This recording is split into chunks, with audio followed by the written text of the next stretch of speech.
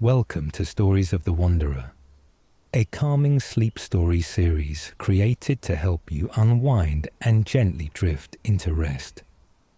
Tonight, we enter the second chapter of The Held Breath, Quiet Inner Halls. In this chapter, the Wanderer explores the quiet halls of the mountain monastery, where drifting mist, turning prayer wheels, and moments of silent devotion reveal a sanctuary suspended between earth and sky, inviting him deeper into its timeless calm. The wanderer moves quietly through a dim, peaceful corridor deep within the ancient Dzong, already a part of the stillness that inhabits the twilight hours. The corridor is lit by a blend of lingering daylight and the first gentle glow of evening lamps. Golden rays seep through a row of high, narrow windows on one wall, slanting onto the stone floor in luminous stripes that slowly shift as the sun sets behind distant peaks. In the air, motes of dust and the remnants of incense smoke swirl lazily in the interplay of light and shadow. Everything here feels softened by the late hour and the great altitude. The air is cooler now, touched by the approach of night. Each breath the wanderer takes is crisp and clarifying, filling his lungs with a profound calm. A wooden beam overhead creaks softly in the settling silence. The wanderer's footsteps are nearly silent on the worn stones, just a soft scuff, then another, each placed with care and without haste. His robes rustle faintly, fabric brushing the walls as he passes. The corridor's whitewashed surfaces still hold a faint golden tint where the last sunlight lingers, then gradually cool into blue-grey as shadows gently take hold. He rests a hand on the wall, feeling the stone's fading warmth. The sun warmed this hall all afternoon. Now the stones slowly release that warmth into the air. Not far ahead, the corridor opens into a small interior courtyard, a hidden space at the heart of the monastery. The wanderer steps under an archway and emerges into this sheltered court, which is open to the sky but closely bordered by the high walls of surrounding rooms. In the fading light, the courtyard is cloaked in gentle blue-grey dimness. Along the ledges and alcoves of the walls, a few butter lamps have been set out. Their flames stand unwavering in the still air, casting dots of orange light that shimmer softly against the white stone. Polished wood pillars at the corners catch these glints, so that from edge to edge the lights seem to answer one another in the gloom. On the far side of the open space, a row of prayer flags hangs limp across the upper reach of the courtyard, tied from one roofline to another. Their colours, muted red, green, yellow and blue, are subdued in this twilight, hanging in peaceful stillness now, stirred only by the faintest hint of a breeze. At the centre of the courtyard sits a shallow stone fountain bowl, long since dry. Perhaps rainwater or melted snow occasionally pools there, but at this hour it holds only shadows. The wanderer crosses toward it, each step producing a gentle crunch, where his foot finds a patch of fine gravel between the paving stones. The sound is tiny in the spacious stillness. He pauses at the fountain's edge and looks up. Above, the heavens reveal themselves between the open roofs, deepening in colour, with one or two early stars peeking out in the high distances. The silhouette of a wooden balcony runs along one side of the courtyard, its rafters framing a portion of sky where the last hues of sunset fade. Standing by the fountain, the wanderer can just discern the outline of a small staircase at the far corner. It ascends toward that balcony, promising a loftier view of the quieting sky. He answers the invitation of the steps.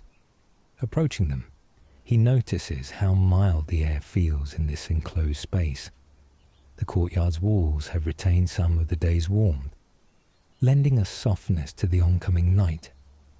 Each stone step up to the balcony is worn into a gentle dip at the center, a testament to the many feet that have passed here with unspoken reverence.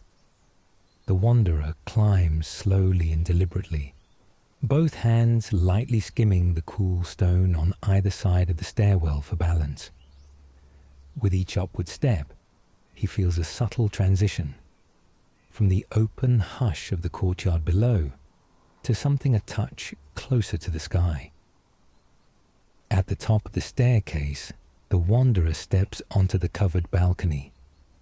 The wooden planks beneath his feet are aged and smooth, and they emit a slight creak as they adjust to his weight. A carved wooden railing runs along the balcony's edge.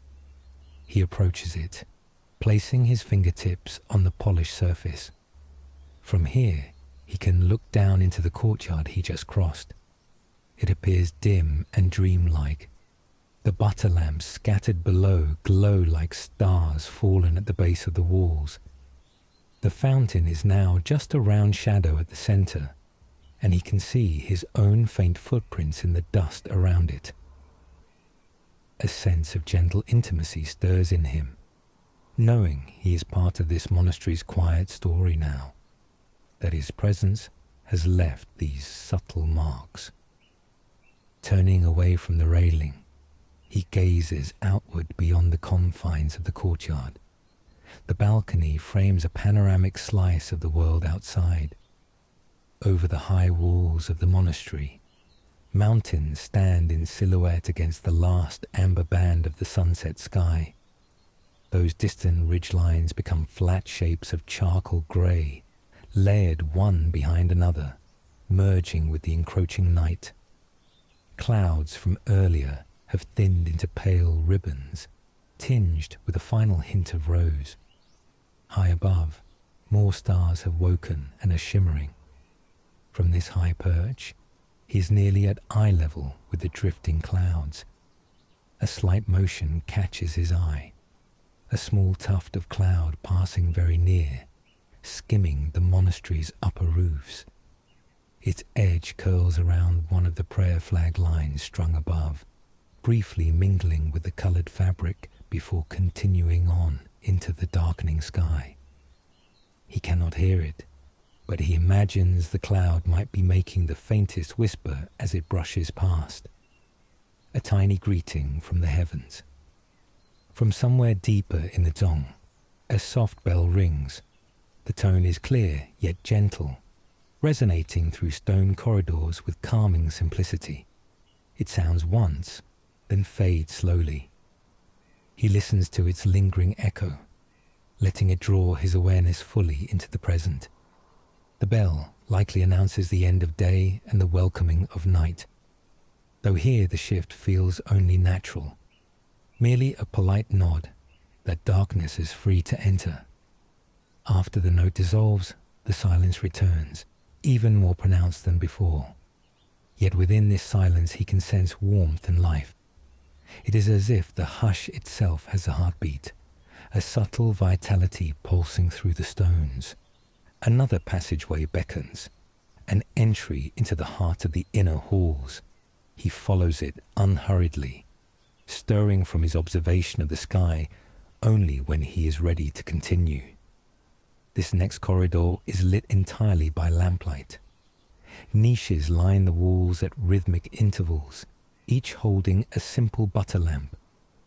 The flames produce overlapping halos of honeyed light, pushing back the darkness in gentle circles and letting it pool in the spaces between. As he steps away from the balcony and further into this passage, he feels the difference in the air. Here, away from the windows, it is more still and a touch warmer, enriched by the faint perfume of burning butter lamps. Shadows dance lightly around him in time with the flicker of flame. The stone beneath his feet, though unseen, continues to guide each step confidently with its familiar solidity. He allows one hand to drift along a wall where a painted mural stretches through the corridor. Though much of the color has faded into twilight tones, he follows the shapes with his eyes. Drifting clouds and serene figures, perhaps wise travelers beneath swirling skies. In the wavering lamplight, the images appear almost to move, their outlines flickering as though alive. He finds comfort in not fully making out every detail. The partial understanding leaves room for imagination to wander. Perhaps the mural's story is one of journeying or one of abiding stillness. Here in the hush, both interpretations feel equally possible. The corridor bends slightly, leading him along a slow curve that passes under an old wooden archway. Beyond the arch stands a small shrine in a wall recess. A modest statue is seated there, a figure with a kindly expression carved from dark wood. The statue's hands are held in a gesture of compassion. In front of it sits a simple offering, a ceramic bowl filled with clear water, a single white flower blossom floating on its surface, and a slender stick of incense now extinguished in a tray of sand. The wanderer pauses before this shrine, drawn to the serenity it radiates. The soft perfume of incense lingers, mingling with the subtle floral note from the water, creating an atmosphere of devotion as gentle as a thought. He bows his head slightly, hands loosely pressed together at his chest, and in this posture offers silent gratitude to the unknown hands that prepared this space, to the quiet guardianship of the Dzong, and to the simple fact of being here, alive and aware in this moment of peace. There is no need for words, spoken aloud or within. The gesture and his still presence are prayer enough. A few breaths pass before he lifts his gaze to the statue's calm face. By the glow of the lamp in the recess, the statue's eyes seem to shine with compassion, as if returning his gratitude with endless kindness. The wanderer smiles softly, as one might smile back to a dear friend offering reassurance without a sound.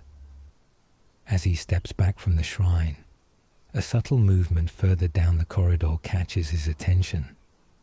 A figure swathed in saffron robes glides quietly across a perpendicular hallway ahead, then disappears around a corner. He catches only a glimpse, a trailing edge of a sleeve, the gentle shuffle of sandals on stone, before the figure is gone. Perhaps a monk attending to the last tasks of evening or making their way toward prayer or rest. This passing presence leaves a comforting trace, evidence of another soul moving through these halls with the same reverence and calm. He is quietly heartened by this moment of companionship, however distant. In his mind, he offers a silent wish of well-being to the unseen monk, and imagines receiving the same in return, a wordless exchange of warmth between fellow travelers in this sanctuary of quiet. He continues on, rounding the corner with unhurried steps. The hallway he enters is lined on one side with tall, narrow window openings. These windows have no glass, only wooden shutters that during daylight stand open to welcome mountain breezes and sun. At present, each is open to the night. The insides of the shutters, now folded back, are painted with faded patterns of clouds and birds. Beyond the windows is a silent expanse of darkness dotted with faint stars.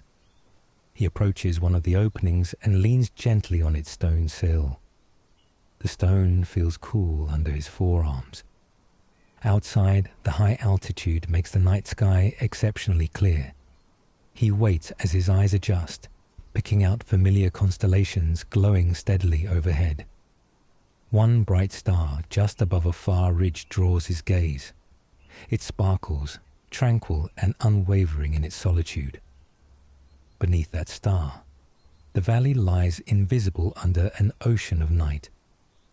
From time to time, a puff of night breeze flows in, brushing his face and stirring the edge of his robe. It carries the lightest sense of pine resin and cold stone. It also brings a near-silent music from the outer world, perhaps the whisper of a distant prayer, flag shifting, and the low sigh of wind moving between unseen cliffs, all softened by distance. As he breathes in this star-touched air, a feeling of deep contentment envelops him. Inside these halls he remains sheltered and warm. Just beyond, the world is vast and free. The balance of these two sensations cradles him. He reflects for a moment in an inner whisper, how complete this quiet feels, and how natural it is to simply be here. Since entering these halls, he hasn't thought of any destination or duty. Every step has been guided by gentle curiosity, by the monastery's own quiet invitation. The place itself seems to lead him onward at exactly the pace he needs. In the stillness that follows this realization, he senses its truth deep within. He could wander these corridors indefinitely, and each moment would be quietly fulfilling in its own luminous way. After a few long breaths at the window, he withdraws from the opening and continues along the corridor, leaving the night beyond to its own hush. With a small gesture of respect, he closes one of the shutters halfway, as if tucking the darkness outside in for its rest. The corridor now feels slightly more contained and warmer without the stream of night air. As he continues, the walls around him hum gently with their ingrained silence. Before long, he notices a modest wooden door left slightly ajar in the inner wall. Through the opening, he glimpses a tiny chamber, a small reading nook for quiet reflection. He slips inside, curious and at ease. The space is just large enough for a built-in wooden bench beneath another narrow shuttered window.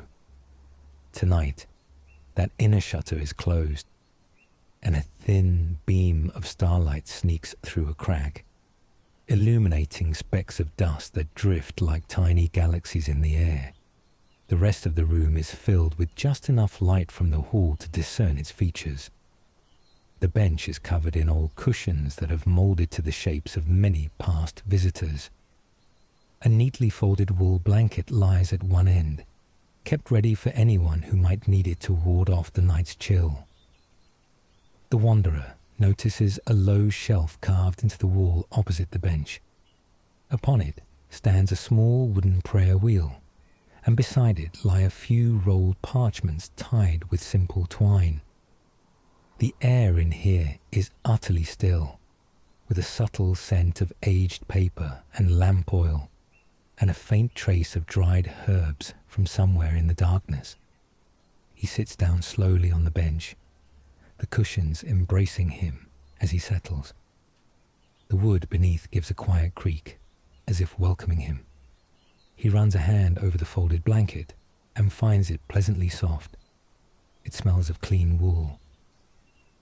Drawing the blanket around his shoulders, he leans back against the wall. For a moment, he simply luxuriates in the sensation of being held in this snug pocket of calm, safely nested within the greater stillness of the monastery. His eyes wander to the small prayer wheel on the shelf. He lifts it carefully, comforted by the smooth feel of wood polished by many hands. With a light touch, he gives the wheel a slow, gentle spin. It turns smoothly, emitting a tiny wooden whir that fades back into silence almost as soon as it's heard. The movement feels like a wordless prayer, and by the time the wheel stills, his breathing has aligned with its gentle rhythm. The wanderer replaces the wheel on the shelf, leaving the rolled parchments undisturbed. He takes a last contented breath in this little nook, absorbing the deep quiet that envelops the space, then rises, keeping the blanket draped around him like a shawl. He leaves the room just as he found it, door slightly ajar, inviting the next traveller in need of solace to find their way here. Back in the corridor, he finds the darkness has deepened further. The butter lamps now shine brighter against the gloom, their flames steady and patient. He continues his way, guided by their gentle beacons. After a few bends, the passageway opens into a broader chamber, a meditation hall or gathering space.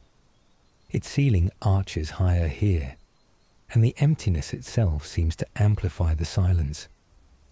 Even in the low light, he can tell the hall is arranged thoughtfully. Meditation cushions are laid in rows, and at the front stands a small altar with a single lamp and a few small offerings. The space feels alive with a hush that suggests it has been well loved in prayer and contemplation. He moves along the perimeter slowly, almost reluctant to disturb the center of the space. The wooden floor has been worn to a soft patina from years of use and reflects the low lamplight in ghostly mirages. He can imagine monks gathered here at dawn or dusk, silent figures seated in meditation, united in stillness. Now those cushions are empty, yet they hold a resonance, as if the tranquility of earlier practice still lingers in the air. The very atmosphere carries a memory of quiet chants and measured breathing, though at this moment all is utterly silent. Reaching the front corner, he notices a tall pair of doors along the side wall. They are heavy, fashioned from thick wood banded with iron, likely leading to another wing of the monastery, or perhaps an outer walkway. One door stands about a foot ajar, revealing a sliver of darkness beyond and allowing the night air to slip inside. A faint draft from that opening brings a cool whisper across the room, causing the flame on the altar's lamp to flutter for just a heartbeat. That breath of air carries the damp mineral scent of night outside, a hint of moist stone and distant pine, mingling with the lamp's gentle fragrance. The wanderer gazes at the dark gap calmly. The partially open door is a gentle mystery, an invitation to another unseen corner of the monastery, or perhaps to the starlit terraces beyond these walls. He contemplates stepping through, drawn by the quiet promise of the night outside. But the stillness of the hall holds him kindly. There is no need to wander further at this hour, no urgency, no unfinished duty. Only the assurance that whatever lies beyond will wait for him in its time. So he leaves the door undisturbed, a soft question left unanswered, and turns his attention inward once more. He steps toward the center of the empty hall and lowers himself onto one of the meditation cushions by the wall. Crossing his legs, he rests his hands gently on his knees. His posture finds its natural ease. Sitting here feels like returning to the embrace of an old friend. He closes his eyes. The stillness around him immediately deepens, like a warm blanket drawn up over his shoulders. The dim glow of the altar lamp paints the darkness behind his eyelids in a comforting red-gold wash. Breathing in, he savors the last traces of incense. Breathing out, he releases any lingering thoughts into the quiet. In the soft darkness of his mind, images and sensations surface gently of their own accord. He glimpses again the misty courtyard at dusk and the faint lights upon white walls.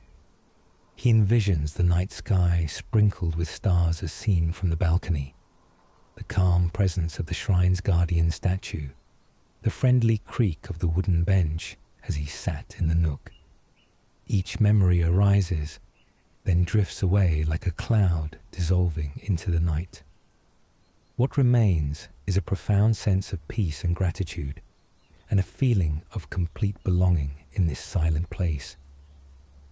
Time slips from his awareness. Minutes or hours might pass, and it would be all the same to him. At length, the wanderer feels the gentle pull of rest. His body, softened by the day's slow journey and by meditation, quietly requests sleep. He opens his eyes. The hall is just as he left it, patient in its emptiness, illuminated by the tiny flame. He rises with a fluid motion and bows his head in gratitude toward the altar, thankful for the sanctuary this space has provided. He steps back out to the corridor, taking one more look at the partly open door and the darkness beyond. He feels a quiet anticipation, knowing there are more corners of this haven yet to explore when morning comes. For now, the darkness will keep its gentle secrets. He makes his way down the corridor. More doors line the walls here, most closed. They exude a sense of peaceful occupancy.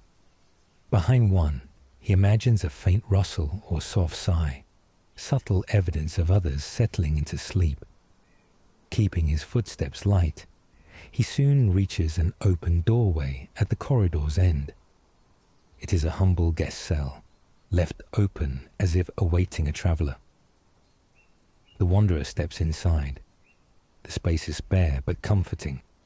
A simple wooden sleeping platform with a rolled bedding mat, a low table holding a pitcher of water and a cup, and on the wall a tiny alcove with a neatly coiled prayer bead strand beside an unlit lamp. The air here is mild, protected by thick walls from the night's chill. A narrow high window allows a breath of night breeze and the faint glimmer of 1 or 2 stars. He sits on the edge of the platform bed and pours a bit of water from the pitcher into the cup. The drink is cool and pure, gently easing his throat. He sets the cup down and then pulls the door almost shut, leaving just a hand's breadth of space, so a slender band of light from the corridor falls inside. That crack of light offers subtle reassurance that he is not entirely alone, just a touch of glow linking him to the quiet halls beyond. The wanderer glances at the strand of prayer beads in the alcove. He feels comforted by their presence, but leaves them undisturbed. Instead, he picks up the small clay lamp from the table, which has been quietly glowing since he arrived, and places it on the floor beside his bedding, letting its warm radiance fall where he will soon rest. He eases himself down onto the bedding mat, drawing a light cover over his body. The mat is firm yet yielding, and as he lies back, he finds a position where each muscle can relax, his head cradled in peaceful alignment. From where he rests, he can still see the slim strip of light at the door's edge and the gentle glow of his lamp. These warm glimmers cast a soothing pattern on the stone wall, swaying softly with each subtle flicker of the flame. They seem to murmur that the world is calm, that he is safe and watched over in this quiet refuge. He reflects softly on how completely the Dzong has embraced him. He has moved through a small universe of tranquility. Misty courtyards opening to lamplit passages, a hidden shrine and a silent nook, a hushed hall for meditation, each space offering its own gift of peace.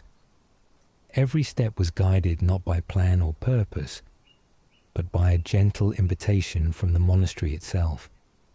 Perhaps he thinks in a half-dreaming way, this place is teaching me the art of being truly present. The thought drifts away like incense smoke, leaving only an easy silence. His thoughts grow faint and distant. There is no single image or concern left in his mind, only a soft blur of everything he has sensed. The glow of lamps in quiet halls, the subtle fragrance of incense lingering in the air, the whisper of distant wind, and the memory of a guiding bell, all merging into one soothing presence as the darkness deepens behind his closed eyes. The wanderer's body grows heavier in perfect relaxation, even as his heart feels light and unburdened. He drifts at last into a deep, restorative sleep as the ancient monastery stands silent guard until dawn.